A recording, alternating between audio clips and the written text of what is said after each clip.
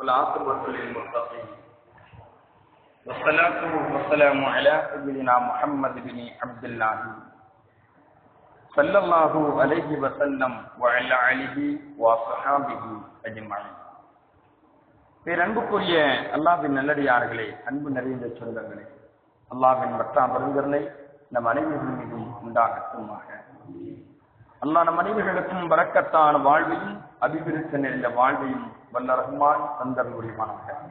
யா அல்லாஹ், எங்களுக்கும் தொழுது விட்டு செல்லக்கூடிய எங்கள் சகோதரர்களுக்கும், வெளியிலிருந்து பயான் கேட்கக்கூடிய ஆலிம் சொல்லக்கூடிய எங்கள் சகோதர சகோதரர்களுக்கும் வாழ்க்கை முழுவதும் என்ன தேவைகள் வேணுமோ அந்த தேவைகளை நீ நிறைவு சென்று தந்தருள்வாயாக. எங்களுடைய ஊர்களினுடைய விவசாயம், வியாபாரம், தொழில்துறை அனைத்திலுமே வரக்கத்தையும் அபிவிருத்தியும் நீ தந்தருள்வாயாக.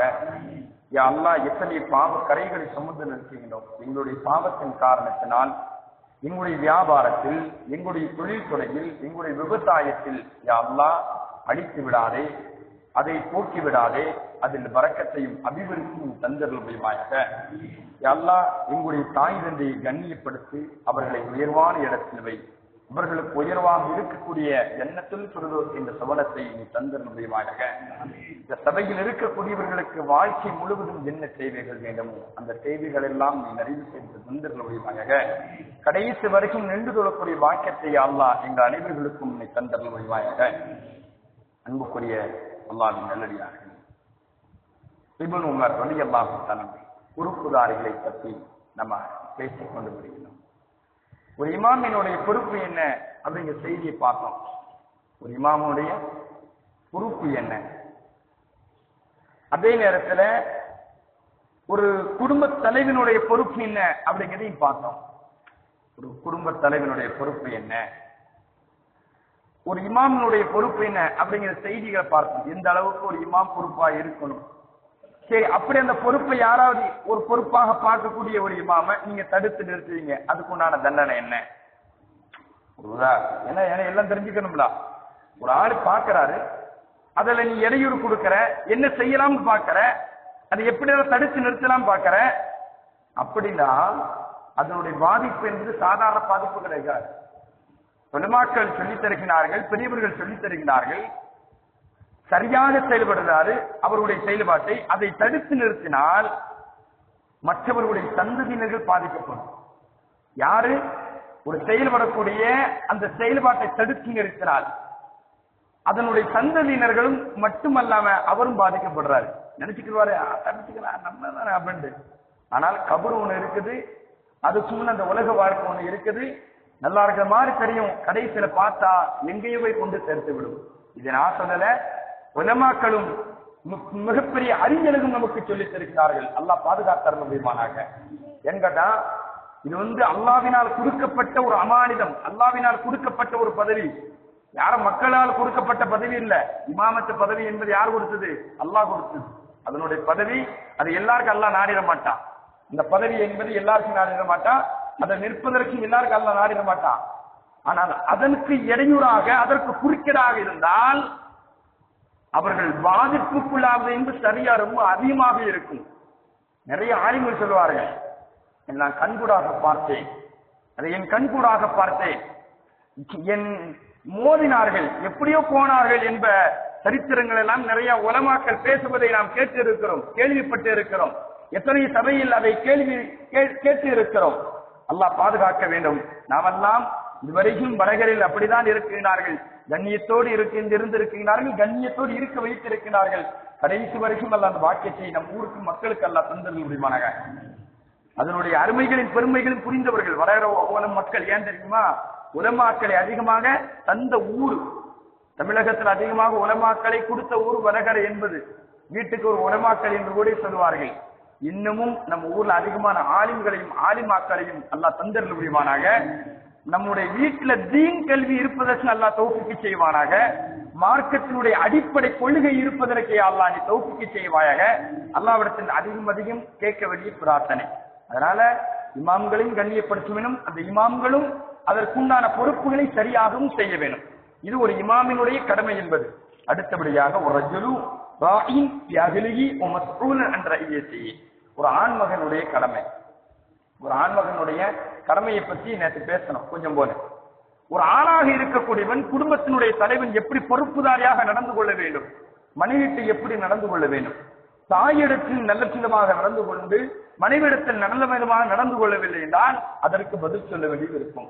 சரி, மனைவிடத்தில் நல்ல விதமாக நடந்து கொள்கின்றான், அவன் தாயிடத்தில் நல்ல முறை நடந்து கொள்ளவில்லை, அதை பதில் சொல்ல வேண்டியது இருக்கும். எல்லாரிடத்தும் நல்ல விதமாக நடந்து கொள்கிறான், ஆனால் பிள்ளைகளிடத்தில் நல்ல விதமாக நடக்கவில்லை, ஆனால் பதில் சொல்ல வேண்டியது இருக்கும். ஒரு குடும்பத்தினுடைய தலைவனாக இருக்கக்கூடிய நாம், ஒரு குடும்பத்தில் எல்லாரும் இன்னைக்கு வீட்டு தலைவனா, எல்லாரும் வீட்டிலேயும் ஒவ்வொரு ஆள் தலைவர், தகப்பன் சந்தை ஒப்பாத்தானது, அந்த குடும்பத்தில் ஒரு தலைவனாக மாறுவோம். ஆனா எப்படி நடந்து கொள்ள வேண்டும், அந்த பொறுப்புகளை எப்படி சரியாக செய்ய வேண்டும், நபிகள் நாயகம் ஸல்லல்லாஹு அலைஹி வஸல்லம் எப்படி செய்து முடித்தார்கள், சஹாபிகள் எப்படி செய்து முடித்தார்கள், கலீஃபாக்கள் எப்படி செய்து முடித்தார்கள். ஹஜ்ரத் அபூபக்கர் சித்திக் நாயகத்தினுடைய வரலாற்றை எடுத்து பாருங்கள், ஹஜ்ரத் உமருடைய வரலாற்றை எடுத்து பாருங்கள். அவங்களெல்லாம் செய்த தன்னுடைய குடும்பத்தார்களுக்கு செய்த அந்த கடமைகளை எப்படி சரிவர செய்திருக்கிறார்கள். அல்லாஹ் நாமும் அப்படி செய்வதற்கு அல்லாஹ் தௌஃபீக் செய்வானாக. அந்த மாதிரியாக இருக்க வேண்டும். மனைவியை டார்ச்சல்படுத்துவது, பிள்ளைகளை சில நேரத்துல கண்டிக்கிற பேச்சு டார்ச்சல்படுத்துவது, தாயை கண்டிஷன் ஏதாவது கொடுக்கறத அது ஒரு கீழ்த்தரமான முறையில் சொல்லி காட்டுவது, இது ஒரு ஆண்மகனுக்கு உண்டான அழகு கிடையாது என்ப செய்திய நபிகள் நாயகம் ஸல்லல்லாஹு அலைஹி வஸல்லம். ஏன் தெரியுமா, அந்த தாய் என்பவள் உன்னை சுமக்கி மேலாக சுமக்குகிறார், 30 மாதம் சுமக்குகிறார், யாரும் கொடுக்க முடியாத இடத்தில் உனக்கு இடம் கொடுக்கிறார், அவள் வயிற்றில் இடம் கொடுக்கிறாள் என்று குர்ஆன் சொல்லுகிறது. அதனால அவங்களுடைய கண்ணியத்தையும் பேண வேணும், அதே நேரத்தில் மனைவியினுடைய கண்ணியத்தையும் நீங்க பேணணும். சொந்தத்தை பிரிஞ்சு வாரா, உறவுகளை பிரிஞ்சு வாரா, அவங்களுக்கு கொடுக்கக்கூடிய ஹக்கை நீங்க சரியாக நிறைவேற்ற வேண்டும்.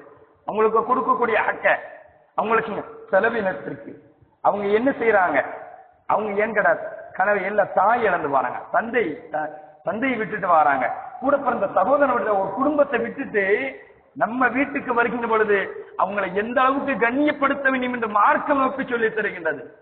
மார்க்க நோக்கு சொல்லித் தருகின்றது. அவர்களை நீங்கள் கண்ணியப்படுத்துங்கள். ஒரு ஆண்மகனாக இருக்கக்கூடியவன் என்கிற உங்கள்கிட்ட பொறுப்பு விசாரிக்கப்படும்.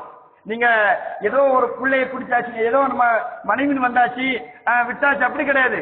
அதனுடைய பொறுப்புகளை இங்கே சரியாக நிறைவேற்றீர்களா அதை பத்தி கேட்கப்படும். நபிகள் நாயகம் ஸல்லல்லாஹு அலைஹி வஸல்லம் சொல்றாங்க, இன்னைக்கு கண்டிக்கிற பேர் நிறைய என்ன கேட்டா கோட்டை விட்டுருந்தோம். கண்டிக்கிற பேர்ல பிள்ளைகளுடைய விஷயத்துல அப்படிதான் இருக்கிறோம். அதாவது மனைவியினுடைய விஷயத்தை கண்டிக்க வேணும், மார்க்கம் சொல்லி தருகிறது. எப்ப கண்டிக்கும் தெரியுமா, அவன் 10 வயசு ஆயிட்டு தொலை போச்சணும், 7 வயசுல தொலை போச்சணும், 10 வயசுல அடிச்சு தொலை போச்சணும். இது ஒரு ஆண்மகனுடைய அழகு. ஒரு வீட்டுல தூங்குறாங்க காலை நேரத்துல, நீங்க எழுப்பி விடாட்ட நல்ல தகப்பம் கிடையாது. எப்படி நீங்க எழுப்பி விடணும், சுபு தொழுகை கிளம்ப அப்படி எழுப்பி விடணும். ஒரு நல்ல ஆண்மகனுக்கு உண்டான அழகு அதுதான்.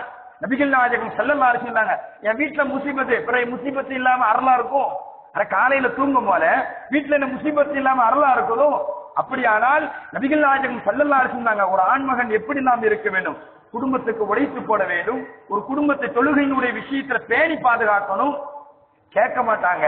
நபிகள் நாயகம் ஸல்லல்லாஹு அலைஹி வஸல்லம் சிறந்த ஆண்மகன் யார் தெரியுமா, வீட்டம்மா தூங்குறாங்க, சுபு தொழுகைக்கு எழுந்திருக்கல, தண்ணி தொழுங்க, அதுக்கான குடத்தோடு ஊட்ட சொல்லல, ஆனா எந்திக்கிறதுக்காண்டி எழுதிங்க, தண்ணி தொழுங்க, உங்களுக்கு மலக்குகள் துஆ செய்றாங்க, அல்லாஹ் உங்களை நேசிக்கிறான். நபிகள் நாயகம் ஸல்லல்லாஹு அலைஹி வஸல்லம் அவர்கள் நமக்கு அழகான செய்திகளை சொல்லித் தருகிறார்கள். அப்படியானால் அடுத்தபடியாக இது ஒரு ஆண்மகனுடைய பொறுப்பு. அதே நேரத்துல வல் மர்அத்து ராயித்துன் ஃபீ பைத்தி ஜௌஜிஹா வ மஸ்ஊலுன் அன் ரஇயத்திஹா. யாருன்னு கேட்டா அடுத்த ஆள் பொறுப்பு யாரையான்னு கேட்டா மனைவி. மனைவி எப்படி நடந்து கொள்ள வேண்டும், மனைவி எப்படி நடந்து கொள்ள வேண்டும். எம்மா உன்னை நம்பிதான் ஒப்படைச்சு போயிருக்கான், நீ எப்படி பார்த்துக்கிட்ட, அந்த வீட்டை எப்படி பார்த்துக்கிட்ட, கேள்வி கணக்கு இருக்குது, அந்த அம்மாவுக்கு கேள்வி கணக்கு இருக்குது. அல்லாஹ் யாரையும் விட மாட்டான். இந்த உலகத்தில் வந்த அத்தனை நபர்களுக்கும் பொறுப்புதாரிதான், எல்லாருக்கும் பொறுப்புதான். எந்த பொறுப்புல இருந்தாலும் அந்த பொறுப்பை சரிவர செய்யவில்லை என்றால் நபிகள் நாயகம் ஸல்லல்லாஹு அலைஹி வஸல்லம், அது சாதாரண விஷயம் அல்ல. கியாமத் நாள் வருகின்ற பொழுது அதே நேரத்தில் அவருடைய மரணத்தினுடைய நேரத்தில் மோசமாக இருக்கும் என்றாங்க, அது கொடூரமாக இருக்கும். நாங்க சக்கராத்து ஒழுங்கா இருக்காங்க, மரணம் என்பது சாதாரணமா இருக்காது. அந்த பொறுப்புகளை சரிவர நிறைவேற்றவில்லை என்றால் அது கொடூரமாக இருக்கும். இல்லை என்றால் மறுமையில் தண்டனை மோசமாக இருக்கும். இல்லை என்றால் கபரில் தண்டனை மிக மோசமாக இருக்கும். அந்த பெண்கிட்ட கேட்கப்படும், உன் குடும்பத்தினுடைய பொறுப்பின் குடும்ப தலைவியா இருந்த எப்படி நிறைவேற்றின, என்ன முறைக்கு நிறைவேற்றின, உன் பிள்ளைகளுக்கு உண்டான கடமைகளை நிறைவேற்றினாயா, உன் கணவனுக்கு உண்டான கடமைகளை நிறைவேற்றினாயா அப்படின்னு கேட்கப்படும். ஒரே ஒரு செய்தி, ஹஜ்ரத் உமர் ஃபாரூக் ரலியல்லாஹு தஆலா அவர்கள் இங்க ஒரு குடும்ப தலைவனாக இருந்தும் பொறுப்பை நிறைவேற்றினாங்க. உமர் ரலியல்லாஹு தஆலாவுடைய மனைவி குடும்ப தலைவியாக இருந்தாலும் ஒரு பொறுப்பை நிறைவேற்றினார்கள். நாட்டின் ஜனாதிபதி தான், நாட்டின் ஜனாதிபதி ஹஜ்ரத் உமர் ஃபாரூக் ரலியல்லாஹு தஆலா அவர்கள். வாழ்ந்தா அவங்கள மாதிரி வாழணும், வாழ்ந்தா சொல்லுவோம்ல நம்ம ஊர்ல, வாழ்ந்தா அவன மாதிரி வாழணும், இல்லைன்னா வாழக்கூடாதுங்களா, வாழ்ந்தால் ஹஜ்ரத் உமரை போன்று நாம் வாழ வேண்டும், உமர் ரலியல்லாஹு தஆலா அவர்களை போன்று வாழ வேண்டும். ஹஜ்ரத் உமர் ரலியல்லாஹு தஆலாக்கு என்னாச்சுன்னு கேட்டா, ஒரு நேரத்தில் நகர்வான வராங்க. வருகின்ற பொழுது ஒரு பெண்ணினுடைய அழுகுரல் கேட்கின்றது. இதை பார்த்துட்டு வெளியில் ஒரு ஆண்மகன் உட்கார்ந்து இருக்கிறார், ஒரு ஆண்மகன் உட்கார்ந்து இருக்கிறார். இங்கே ஆண்மகனுடைய பொறுப்பையும் பார்க்கலாம், ஒரு பெண் ஒரு குடும்ப தலைவினுடைய பொறுப்பையும் பார்க்கலாம். அந்த அம்மா அழுகுறாங்க. அழுவதை பார்த்து விட்டு ஹஜ்ரத் உமர் ரலியல்லாஹு தஆலா கேட்கிறாங்க, என்ன அழுகுற? அட போங்கங்க நீங்க வேற அப்படிங்கிறாங்க. அட குடும்ப தலைவன், அட போங்கங்க என் மனைவி கஷ்டப்படுத்தாங்க, அதை சொல்ல முடியுமாங்க உங்கள்கிட்ட, போங்கங்க அப்படிங்கிறாங்க. ஹஜ்ரத் உமர் ரலியல்லாஹு தஆலா கேட்கிறாங்க, என்னப்பா பிரச்சனை அப்படின்னு கேட்கிறாங்க. கடைசியில் அந்த ஆள் சொல்லிட்டாரு, என் வீட்டம்மா கர்ப்பஸ்தரியா இருக்கிறாங்க, அவங்க குழந்தை பெற்று எடுக்க வேண்டும், வலியால் துடிக்கிறார்கள், பிரசவம் பார்ப்பதற்கு ஆட்கள் இல்லை, நான் அழுது கொண்டே இருக்கிறேன். ஒரு குடும்ப தலைவனாக இருந்து இங்க பார்க்கலாம். இப்ப ஒரு குடும்ப தலைவி எப்படி செய்யறாங்க பாருங்க. நபிகள் நாட்டின் ஜனாதிபதியினுடைய மனைவி எப்படி செய்யறாங்க பாருங்க. ஹஜ்ரத் உமர் ரலியல்லாஹு தஆலா நேர வீட்டுக்கு வந்தாங்க. ஆனா இவர் தான் நாட்டின் ஜனாதிபதி என்பது தெரியாது. எப்படி நாட்டின் ஜனாதிபதி என்பது இவருக்கு தெரியாது. வந்தாங்க, மனைவிட்டு சொல்லாங்க, எப்படில இங்க பாரு மச்சான் சொல்றத கேளு. யாரு? ஹஜ்ரத் உமர் ரலியல்லாஹு தஆலா தன்னுடைய மனைவிட்டு சொல்றாங்க, இங்க பாரு நான் சொல்ற கேளு, இப்படி உனக்கு ஒரு மிகப்பெரிய நன்மை கொடுக்கக்கூடிய ஒரு செய்தி வந்து இருக்குது, நீ என்ன செய்ய போறன்னு கேட்டாங்க. ஹஜ்ரத் உமர் ரலியல்லாஹு தஆலாவுடைய மனைவி சொன்னாங்க, ஏங்க நான் வாரேன் மச்சான், நான் உடனே வாரேன், உங்க பின்னாலே வாரேன். ஹஜ்ரத் உமர் சொல்றாங்க, யாரு? ஹஜ்ரத் உமர் ரலியல்லாஹு தஆலா அவர்களுடைய மனைவி சொல்றாங்க. உமர் ரலியல்லாஹு தஆலாவுடைய மனைவி பின்னாலே வந்தாங்க, அந்த வீட்டுக்கு வந்தாங்க. என்கிட்ட பாலைவனம், மதீனா மக்கா என்பது பாலைவனம், இன்னைக்கு பூஞ்சோலையாக மாறிக்கொண்டு இருக்கிறது. சோலைவனமாக இருக்கக்கூடியது பாலைவனமாக மாற வரக்கூடிய ஒரு சூழல் வந்துவிடும். அதுதான் உண்மை. கியாமத் நாள் நெருங்குகின்ற பொழுது என்ன செய்யாங்கடா, அந்த பாலைவனம் 1400 ஆண்டுகளுக்கு முன்னால் எப்படி இருந்திருக்கும் என்பதை யோசிச்சு பாருங்க. உமர் ரலியல்லாஹு தஆலா வந்தாங்க, அவங்க மனைவி வந்தாங்க, உள்ள போனாங்க. போனதுக்கு பின்னால பிரசவம் பார்த்தாங்க. ஒரு குடும்ப இப்ப இங்க பாருங்க, ஒரு நாட்டின் ஜனாதிபதியாகவும் நீங்க பார்க்கலாம், ஒரு தலைவனாகவும் பார்க்கலாம், ஒரு இமாமாகவும் பார்க்கலாம், ஒரு ஆண்மகனாகவும் பார்க்கலாம், இங்க ஒரு குடும்ப தலைவியும் நீங்க பார்க்கலாம். எப்படி செயல்பட்டு நாங்க மனைவிட்டு சொல்லுகின்ற பொழுது அதை எப்படி செயலாற்றி இருக்கிறாங்க. போய் பிரசவம் பார்த்து விட்டு உள்ள பார்த்த குழந்தை பிறக்குகின்றது. குழந்தை பிறந்தவுடன் உமரிடத்தில் பேச்சு கொடுக்கின்றார்கள், தன்னுடைய கணவனிடத்தில், மச்சான் ஆண் குழந்தை பிறந்திருக்கின்றது, உங்களுடைய சகோதரனிடத்தில் சொல்லுங்கள் என்று ஹஜ்ரத் உமரிடத்தில் சொன்ன பொழுது உமர் ரலியல்லாஹு தஆலா சந்தோஷப்பட்டார்கள். நாட்டின் ஜனாதிபதி அவர்களே, அமீருல் முஃமினீன் அவர்களே, அப்பொழுதுதான் தெரிந்தது அந்த குடும்பத்துக்காரங்களுக்கு, ஆஹா நம்மளுக்கு பிரசவம் பார்த்த நாட்டின் ஜனாதிபதியினுடைய ஜனாதிபதியினுடைய மனைவி நம்மளுக்கு பிரசவம் பார்க்க அழைத்து கொண்டு வந்தது நாட்டின் ஜனாதிபதி. அந்த ஆள் நடுங்கி போனாரு. ஹஜ்ரத் உமர் ரலியல்லாஹு தஆலா வந்து சொல்றாரு, நீங்க போய் என் வீட்டுக்கு அப்படின்னாங்க, நீங்க போய் என் வீட்டுக்கு. இப்ப நானும் ஒரு சாதாரண ஆளுதான், ஒரு குடும்ப தலைவனாக பார்க்கிறேன், என் மனைவி ஒரு குடும்ப தலைவியாக இருந்து பார்க்கிறார். இந்த ஊருக்கு நான் என்ன செய்ய வேண்டும், இந்த நாட்டுக்கு என்ன செய்ய வேண்டும்? என் அன்புக்குரியவர்களே சொல்லிட்டு சொன்னாங்க, நாளைக்கு வாங்க எங்க அரசாங்கத்துக்கு வாங்கள், அரசாங்கத்தினுடைய அந்த சபைக்கு வாங்கள், உங்களுக்கு என்ன வேணும் நான் செய்து தாருகிறேன். என் அன்புக்குரியவர்களே இங்கே பாருங்கள், ஒரு மனைவியாகவும் பார்க்கலாம், ஒரு குடும்ப தலைவியாகவும் பார்க்கலாம், அதே நேரத்தில் சமூக சேவையாளருக்கும் பார்க்கலாம். இப்படி வாழ்வதற்கு அல்லாஹ் தௌஃபீக் செய்வானாக. அடுத்த பொறுப்பு யாரு என்பது இன்ஷா அல்லாஹ் நாளை பார்ப்போம். சுப்ஹானல்லாஹி வ பிஹம்திஹி